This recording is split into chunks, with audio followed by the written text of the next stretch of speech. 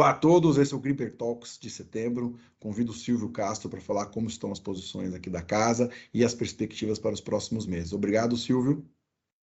Obrigado, João. Olá a todos. Obrigado novamente pela oportunidade desse bate-papo.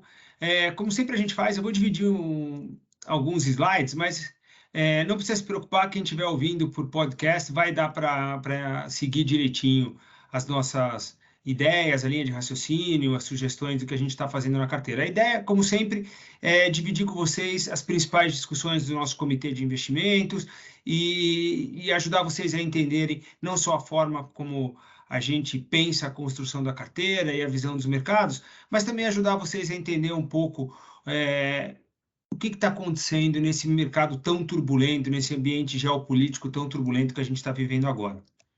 Então, aqui são alguns gráficos que a gente considera interessante. De qualquer forma, eu vou explicando eles com um pouco mais de detalhe à medida que a gente vai flipando os slides aqui.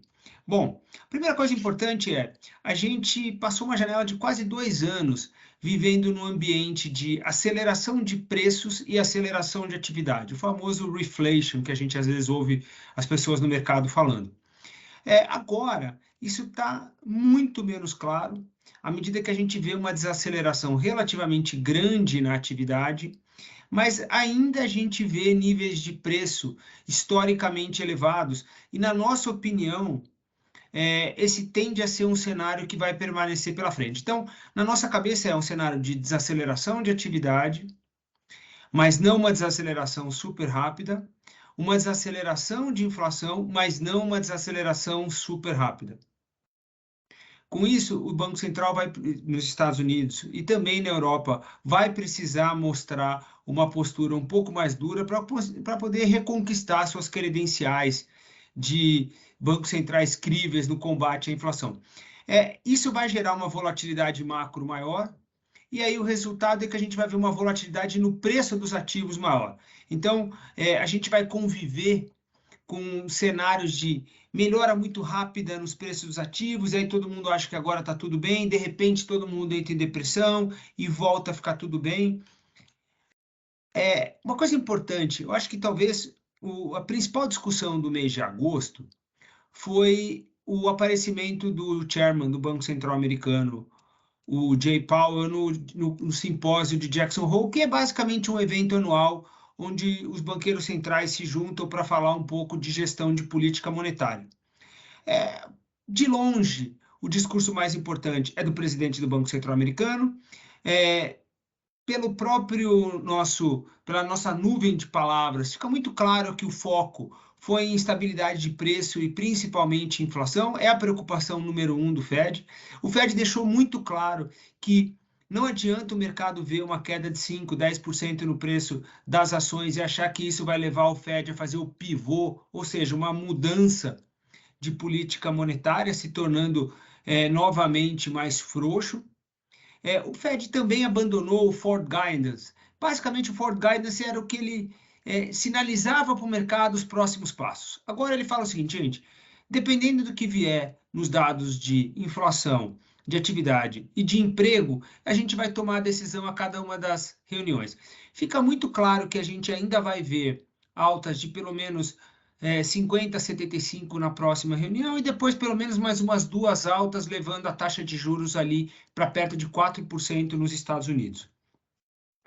Também fica claro que essa taxa de juros ela deve permanecer um tempo lá, e também, a partir agora do mês de setembro, a gente vai ver o Banco Central Americano enxugando liquidez, ou seja, reduzindo o tamanho do balanço do Banco Central em praticamente 100 bilhões de dólares por mês.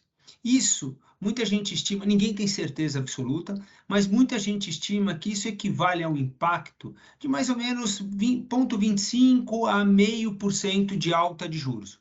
Ou seja, de fato, o Banco Central começa gradualmente a morder mais, a mostrar um pouco mais as suas credenciais para tentar controlar as expectativas de inflação para o médio prazo. A outra coisa relevante os bancos centrais claramente precisam apertar o que a gente chama de condições financeiras. Basicamente, condições financeiras é um misto de moedas com crédito, com ações, com nível de taxa de juros, e aí isso passa uma ideia de quão fácil ou quão difícil está para as empresas e para as famílias se financiarem, quão caro ou quão barato está. Então, quanto mais apertadas estiverem as condições financeiras, mais a economia tende a desacelerar. Quanto mais frouxa, mais a economia tende a acelerar. Bom, nesse ambiente macro, a gente imagina que o foco vai caminhar um pouco mais para a desaceleração, mas vai caminhar para uma desaceleração num cenário de inflação ainda muito apertada e relativamente sticky, ou seja, com dificuldade de ceder rápido. Especialmente porque a gente não acha que as commodities vão continuar pesando nesse ambiente de geopolítica um pouco mais estressado. Então, se isso for verdade, a gente acha que o Fed ele vai subir a taxa de juros, mas aí ele vai ter que manter a taxa de juros por pelo menos uns 6, 9 meses antes de pensar em começar a cortar. Que é diferente um pouco do que está nas expectativas do mercado, que já está trabalhando rapidamente com um ciclo de corte de juros. Até por isso a gente permanece com posições tomadas na ponta curta da taxa de juros nos Estados Unidos e também através da curva, não só nos Estados Unidos, mas também na Austrália, no Reino Unido e na Europa. Outra coisa importante, a gente vê, sim, o mercado de trabalho ainda muito apertado, apesar do último relatório de emprego ter vindo um pouco mais suave, mas é longe de ser suave o suficiente para encerrar essa discussão de necessidade de aperto de condições financeiras. Assim como os dados de inflação, embora tenham vindo na margem um pouquinho melhores, eles não são bons o suficiente. A gente começa a ver na parte mais micro, nas pesquisas com gerentes de compra, uma preocupação um pouco menor com as cadeias de produção, um pouquinho mais de moderação nas pressões inflacionárias. Então, de fato, as coisas estão indo na direção correta. Pelo menos é o que a gente consegue ver hoje. Claro que se a gente vê um recrudescimento das condições geopolíticas, seja em Taiwan, seja uma piora ainda maior na relação Europa-Rússia, isso deixa de ser verdade. Mas por hora a gente consegue ver sim alguma suavização nesse estresse com as cadeias de produção, ainda num patamar muito complicado. Com relação ao petróleo, os Estados Unidos continuam despejando praticamente 1 milhão de barris por dia no mercado das suas reservas estratégicas, só que isso não está sendo suficiente para acelerar os estoques de petróleo na mão dos agentes privados, o que é um problemaço, porque em algum momento os Estados Unidos vai ter que parar de colocar essa oferta adicional e, ao contrário, vai ter que voltar a aumentar as suas reservas estratégicas. Hoje acabou de sair, perdão, que a OPEC decidiu cortar a sua meta de produção mensal. Ela vinha trabalhando com uma meta um pouco mais alta, porque eles acham que os preços no mercado, na casa dos $90 o barril, não refletem de verdade quão apertado o mercado físico da commodity está. Então, isso é mais um problema para os bancos centrais e para os governos no Ocidente terem que lidar. Com relação aí migrando um pouco para as classes de ativo nos Estados Unidos, né? A Bolsa Americana, apesar da queda recente, voltando ali para baixo dos 4.000 pontos no S&P, continua sendo uma bolsa cara, comparado com a sua histórica, né? Negociando ali na casa de 17, 18 vezes múltiplos de lucro esperados para frente, com expectativa de aceleração desses múltiplos de lucro para 2023 em relação a 2022.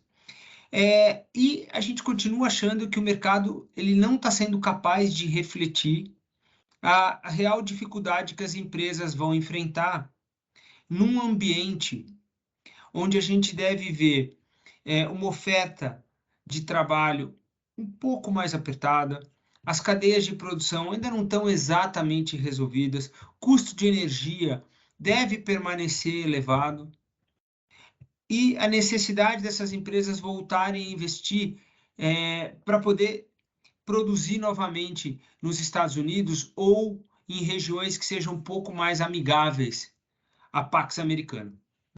Então, se isso tudo é verdade, a gente deveria adotar uma postura um pouco mais cautelosa, porque, na nossa opinião, hoje o que a Bolsa lá fora reflete é simplesmente um cenário de taxa de juros que veio de 0 para um patamar agora mais para a casa dos 3%. Não reflete a necessidade, eventualmente, de ir para cima de 4 ou para 4, assim como não reflete, na nossa opinião, a desaceleração na margem que as empresas americanas vão continuar percebendo. Isso vale também para a Europa.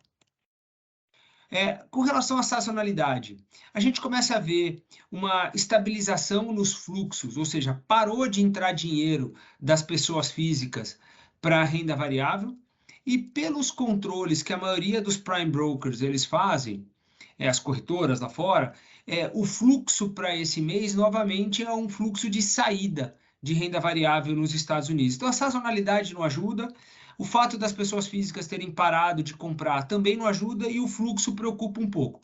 Isso justifica o fato da gente estar comprado em proteções, tanto para a Bolsa Europeia, mas principalmente para a Bolsa Americana, que na nossa opinião é até um pouco mais cara.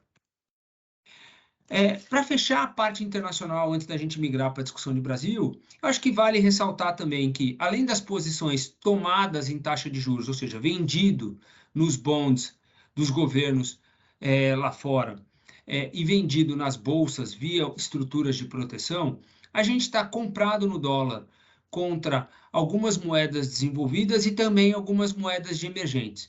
Isso porque, quando a gente vê seja uma desaceleração mais forte na atividade ou um cenário geopolítico mais conturbado, tradicionalmente a gente costuma ver a moeda americana fortalecendo. Então, essa é mais uma proteção que a gente coloca na nossa carteira. Claramente, o nosso viés para a parcela internacional dos nossos produtos é um viés mais conservador nesse momento. Em compensação, quando a gente olha para o Brasil, em que pesa o fato do Brasil não ser uma ilha, ele fazer parte de um contexto global um pouco mais amplo, e o fato da gente estar se aproximando das eleições do primeiro turno, a gente precisa lembrar que esse cenário de falta de investimento global, especialmente na parte de recursos naturais, e o desligamento da Rússia como um player relevante na oferta de commodities energéticas, assim como metálicas e também agrícolas, acaba aumentando o protagonismo do Brasil na oferta dessas commodities.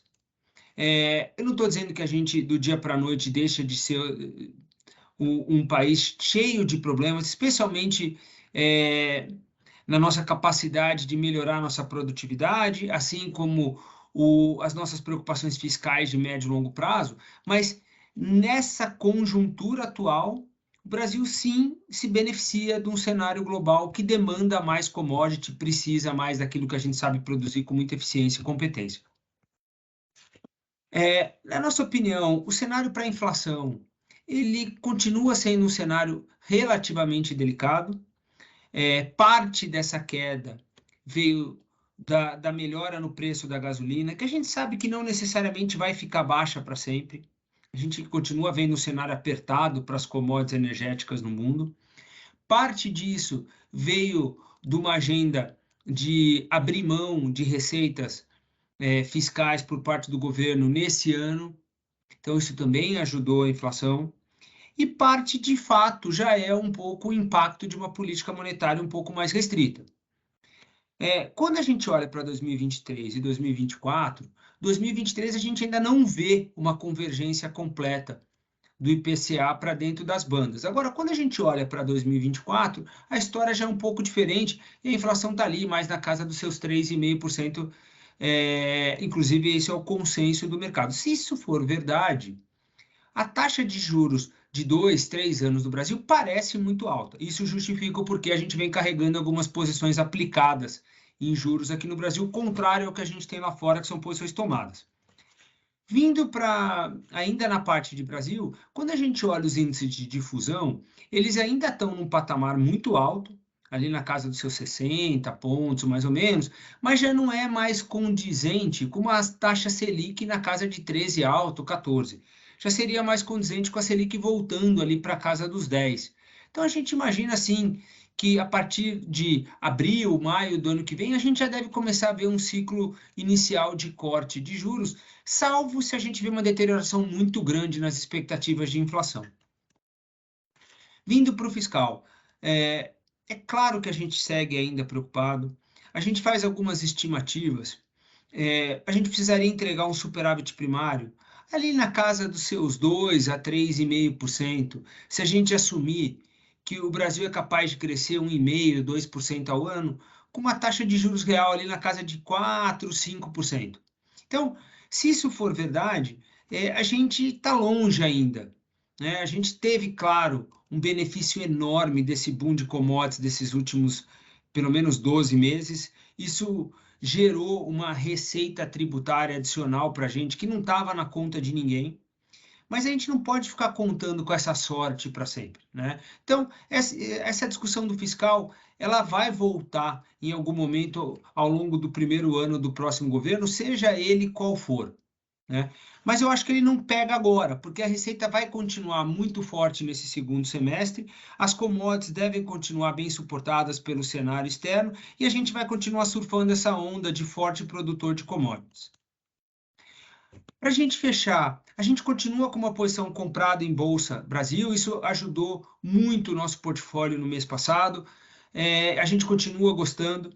A alta toda da Bolsa Brasileira não fez nenhum dente ainda nos múltiplos de lucro, as empresas vêm entregando muito mais resultado do que os preços estão refletindo. Isso vale para o espectro todo, particularmente para as large caps, mas vale para o espectro todo. Agora, o que começa a ficar interessante é que, enquanto o brasileiro está olhando para o CDI gordo, que não vai ser gordo para sempre, e vai, aos poucos, reduzindo as suas posições em bolsa, a gente começa a ver um fluxo mais forte do investidor estrangeiro, com esse câmbio relativamente desvalorizado que a gente tem, com as ações negociando em múltiplos ultra deprimidos, num cenário forte para as commodities. Então, a gente continua vendo o investidor estrangeiro comprando as empresas brasileiras dos investidores brasileiros.